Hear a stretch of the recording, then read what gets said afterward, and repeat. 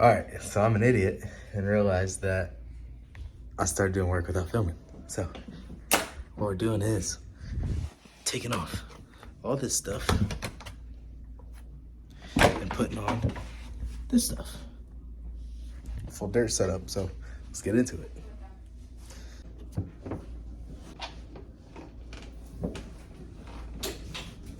All right, so these holes on here do not line up. So you gotta, these ones line up, but then 2 holes need drilled right here. So I'm gonna go drill those real quick. I'll be right back.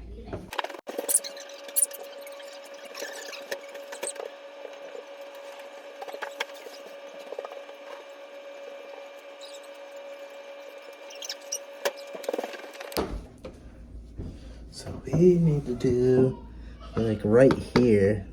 I'm just gonna guess. Oh shit.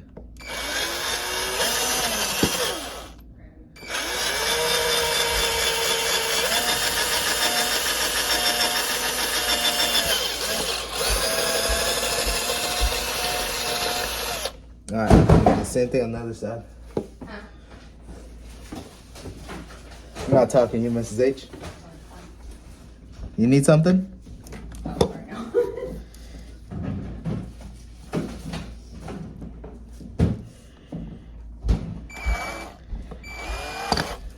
It's kind of hard because you gotta get right on this little edge.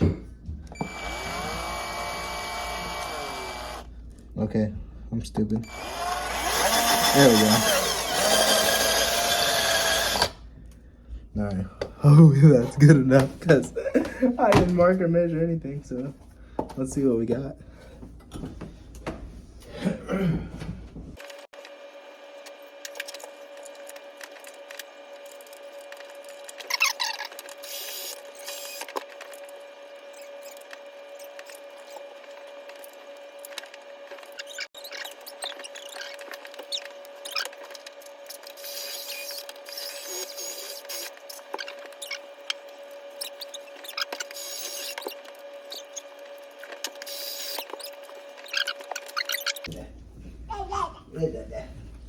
Don't touch it. Don't touch it.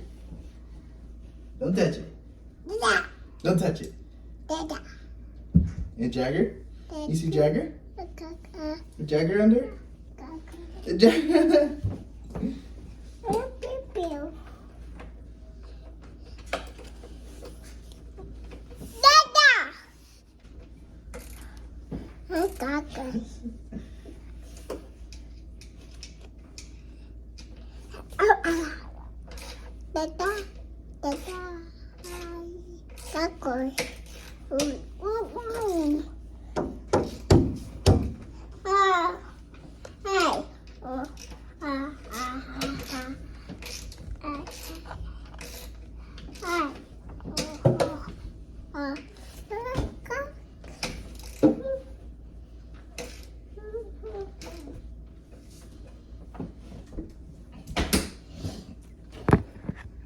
All right, so this is what ended up happening. Let's see if you can see this.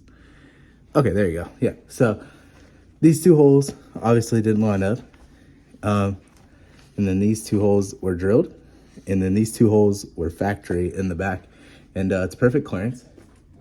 And this is from a 2012 RMZ 450, I think. So, yeah. Now, just gotta make the number plate fit, which shouldn't be entirely difficult. And then we'll move on. So let's work on the number plate.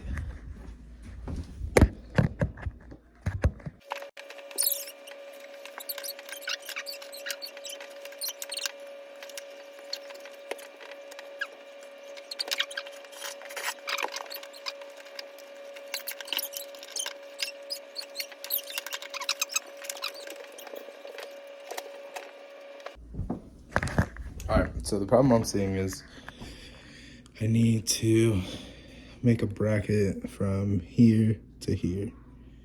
I'm not sure if you can see that, but yeah, from here to here, I need to make a bracket really quick. So I'm gonna go out in the garage and find something. I'll let you know what I find. All right, so basically I took this light bar apart and Cause I did not like this anyways. I bought it on Amazon or eBay for like 12 bucks. It didn't work. Calm down. And bike? Okay, we can ride it later. It's cold and rainy outside. Anyways, so I got this little bracket from this light bar, and that's what I'm gonna use. Got one right here, so it should work out perfect. Bolt this right there, and then it'll go get bolted right there to the number plate. So let's do that right now.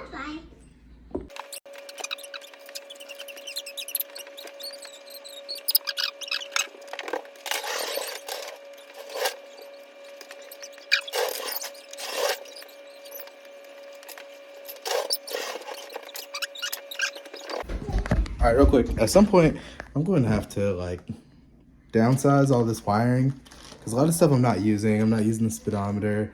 I'm not using the friggin' headlight right now. I'm not using the turn signals. I mean, I'll keep the headlight, but turn signals, speedometer, I'll probably have to custom wire this harness just so it's not so messy up here because a lot of the stuff I'm not using. But back to the freaking task.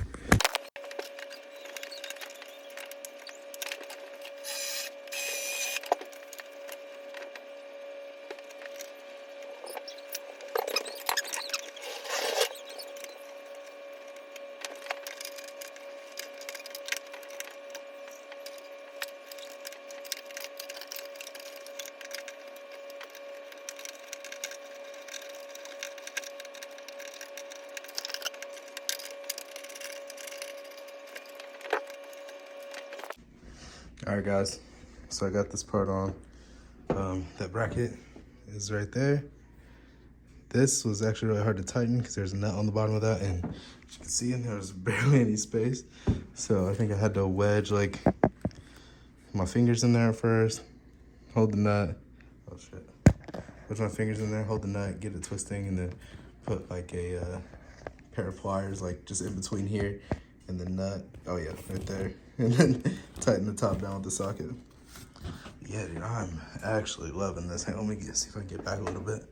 Sorry, I brought the bike in the house because it's rainy and cold again. Indiana problems. So that's what I got right now.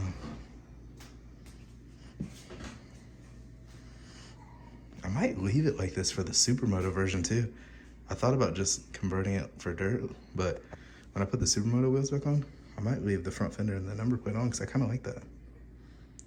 But anyways, phase one done of converting the DRZ400 to a motocross bike. I got foot pegs already.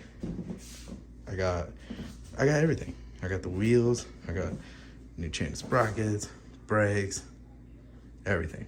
I got to mount the tires on the new wheels. And yeah.